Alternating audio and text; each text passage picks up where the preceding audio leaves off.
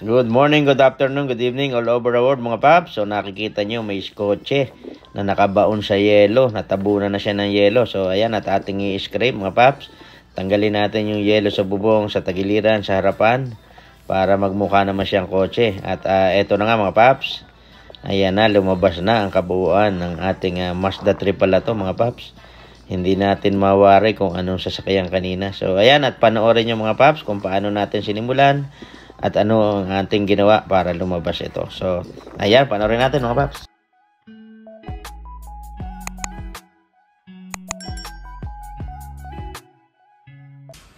This is Alpha, and I'm the Papa. Welcome to our channel!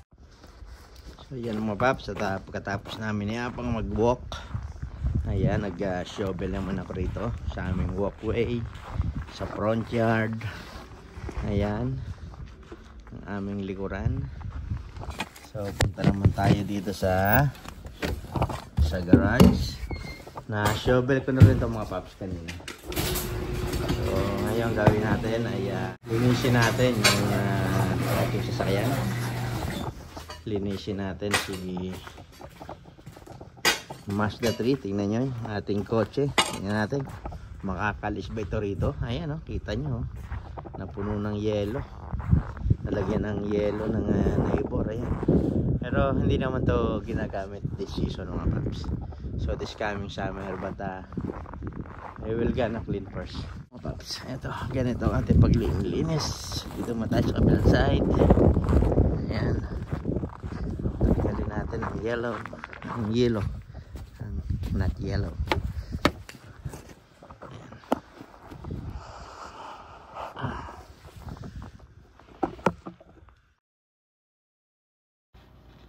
So ayan na nga mga paps, at simulan natin mag-scrape ng snow. Ayan, i-brush natin yung ibabaw muna para hindi magasgas.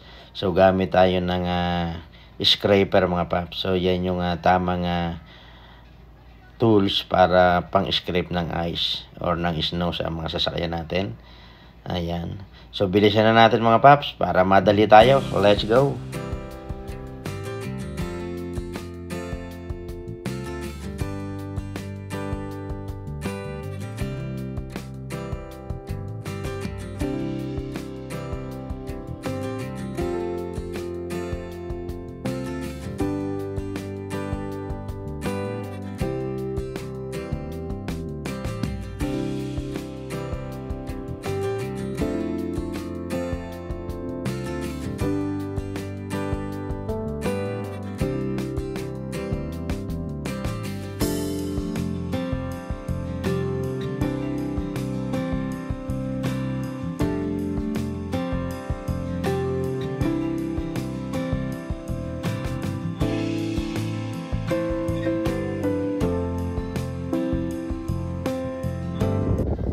So ayan mga paps, at dito naman tayo sa may driver side. Dito naman tayo mag-scrape ng ice.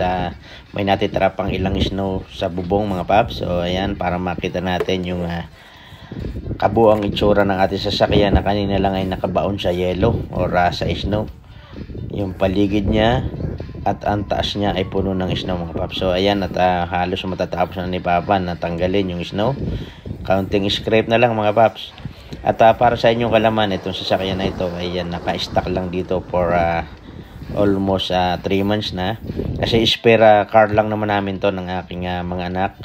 At itong battery nito ay tinanggal natin mga paps para hindi siya masira o ma-discharge. Kasi yung weather is maabot siya sa negative 30 to negative 40 last 2 months ago. Kaya ayan, at ganito lang, nilinis lang natin para magmukha naman sa sasakyan, baka magtampo mga paps. At pagkatapos nito mga paps, malinis natin, ay dito naman tayo mag-i-scrape sa driveway.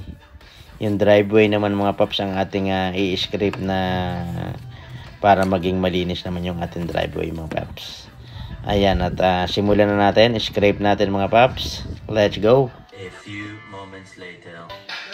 So ayan mga paps, dito naman tayo sa driveway. Scrape natin, Papa. Sige, scrape. Scrapein mo pa, Papa. Ayan, para matanggal ang lahat ng mga nakadikit.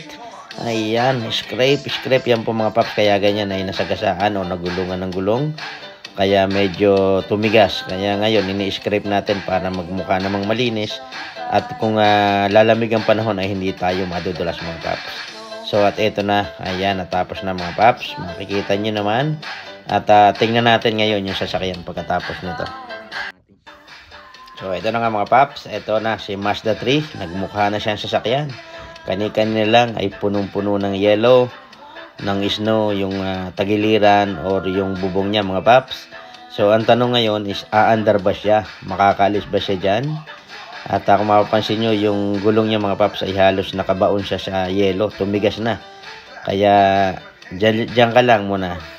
At after 2 months pa naman tayo tatakbo, or ngayong summer, ay siya naman yung ating gagamitin, at si Robby naman ay ating papagpahingahin kasi medyo napagod na siya mga paps.